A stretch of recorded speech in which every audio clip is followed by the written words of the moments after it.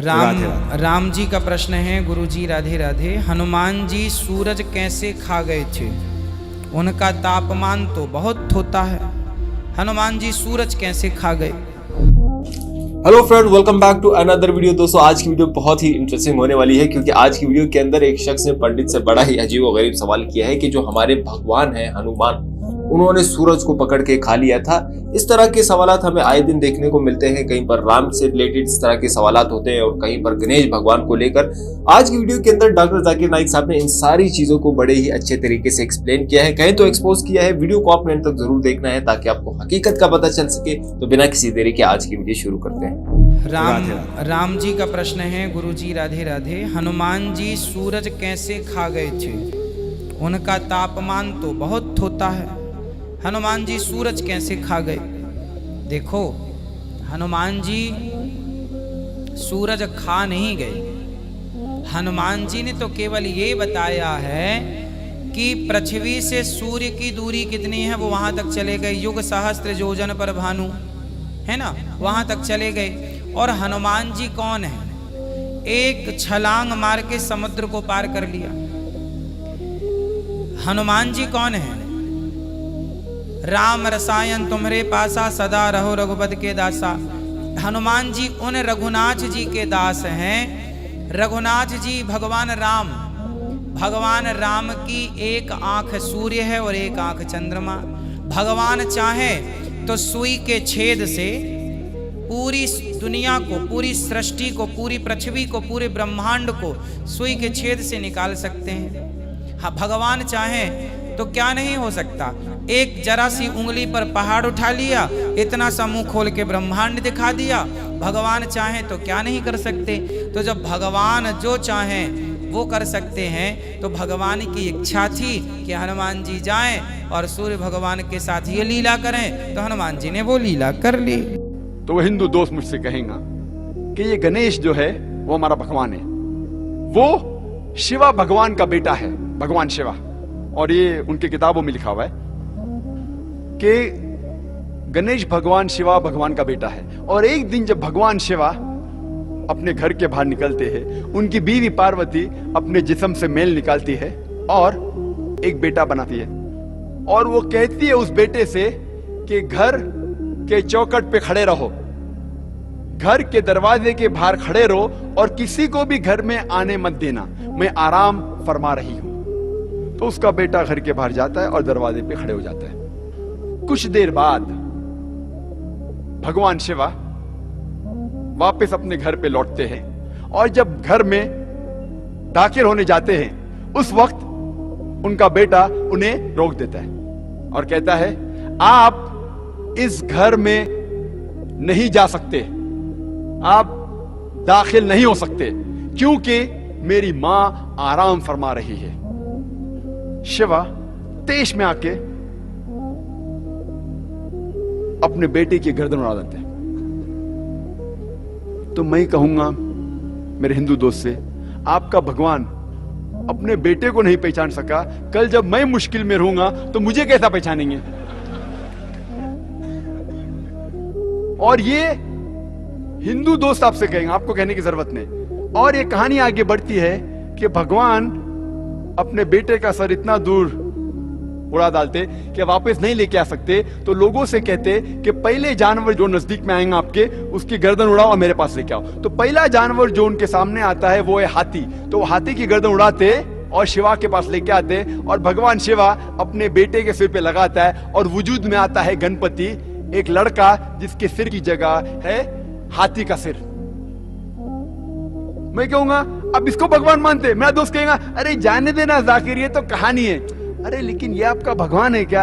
अरे जाकिर जाने देना, ये तो सिर्फ कहानी है। मैं कहूंगा आप मुझे साबित करके दिखाओ कि गणेश भगवान है और मैं प्रसाद खाऊंगा, क्योंकि कुरान में लिखा हुआ है कि अल्लाह के नाम का खाना मैं खा सकता हूं। बोलेगा जाने देना जाकिर, ये छोड़, कहानी है ये सिर्फ मेरे मजहब में। मैं कहूंगा नहीं, मुझे साबित करके दिखाओ, अभी मैं उसके पीछे भागूंगा।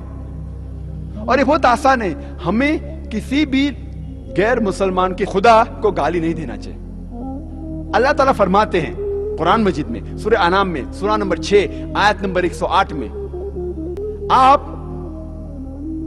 वो लोगों जिनकी वो पूजा करते हैं, जिन लोगों की वो अल्लाह के अलावा पूजा करते हैं, उनको आप गाली मत दो।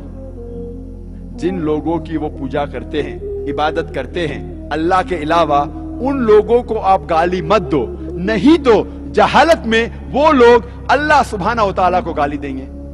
तो हमें गैर मुसलमानों के भगवान को गाली देना हराम है। तो हमें कुछ नहीं कहना चाहिए, सिर्फ पूछना चाहिए ये कौन है, और वो हिंदू या वो गैर मुसलमान अपने आप अपना काम करेगा। आपको उन्हें बुरा भला नहीं कहना चाहिए, इस्लाम में इजाजत नहीं है। लेकिन ये तो पूछ सकते कौन है ये, आपका गणेश कौन है, आपका भगवान कौन है। मुंह तो खोलो, हम मुंह खोलने से डरते हैं। और मैं जिस शहर में से आ रहा हूं, बंबई, आपको शायद पता होगा उसकी फिजा कैसी है, पर अल्हम्दुलिल्लाह सुम्मा अल्हम्दुलिल्लाह, ये गैर मुसलमान मेरी और इज्जत करते हैं। ये गैर मुसलमान जब मैं जाता हूं मेरी और इज्जत करते हैं। जब मैं जाऊंगा एयरपोर्ट के थ्रू, देखिए ओ जाकिर साहब आए, वो इमीडिएटली ग्रीन चैनल के थ्रू जाने देंगे। जब मैं जाता हूं दुकान पे डिस्काउंट देते, कुछ लोग फ्री भी देते। अल्लाह की बात करने से किससे डरना, हक की बात करने से क्यों डरना। जब हम पढ़ते हैं उपनिषद, जो एक अहम हिंदू मजहब की किताब है, छंदों के उपनिषद में लिखा है, चैप्टर नंबर 6 सेक्शन नंबर 2 श्लोक नंबर 1 में, एकम एविदित्यम, खुदा एक है, उसके अलावा कोई नहीं है। लिखा है श्वेताश्वेतार उपनिषद में चैप्टर नंबर 6 श्लोक नंबर 9 में, नाचस्य कसिज जनिता न चदीपा, उस ईश्वर का कोई भी वालिदैन नहीं है, कोई भी रब नहीं है। उस ईश्वर का कोई भी वालिद नहीं, कोई भी वालदा नहीं। उस ईश्वर का उससे ऊपर कोई नहीं है। लिखा है श्वेताश्वेतार उपनिषद में चैप्टर नंबर 4 श्लोक नंबर 19 में, न तस्य प्रतिमा अस्ति, उस ईश्वर की कोई प्रतिमा नहीं। प्रतिमा एक संस्कृत लफ्ज है जिसके मानी है अक्स, फोटोग्राफ, पेंटिंग, पिक्चर, स्कल्पचर, मूर्ति, स्टैच्यू।